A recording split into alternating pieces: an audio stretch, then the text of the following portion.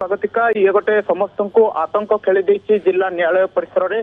एवं तीनोटी आरडीएक्स थिबा सूचना आसी जहाँ सूचना रही 2:35 रे या विस्फोरण हम एने मध्य से मेल रे उल्लेख करा जायछि। विचार विभाग मेल को कौन सूत्र गोटे मेल आसी मेल रे उल्लेख रही जिला न्यायालय परिसर रे तीनोटी आरडीएक्स रही ये 2:35 रे विस्फोरण हम जहाँफल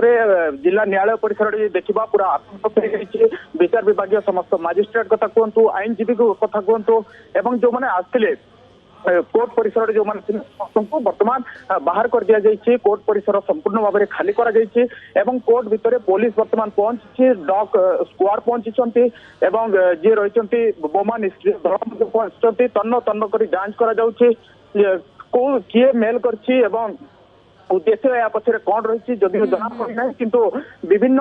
कोर्ट को मध्य ए नहीं मेल आसुवा जहाँ प्राथमिक सूचना विचारपति पाखक कह जाउछि कि संजीव मध्य धमक मध्य जाइछि 2 मिनिट भितर ब्लास्ट करी उड़ाई देबा को धमक मध्य दिया जाइछि एवं अन्यपटे वरिष्ठ अधिकारी तन्न तन्न करी जांच मध्य आरंभ कलानी आमे मध्य विजुअल देखुछु कोर्ट परिसर को खाली मध्य करा गलानी आपण केमती पूरा चित्र देखुछंती।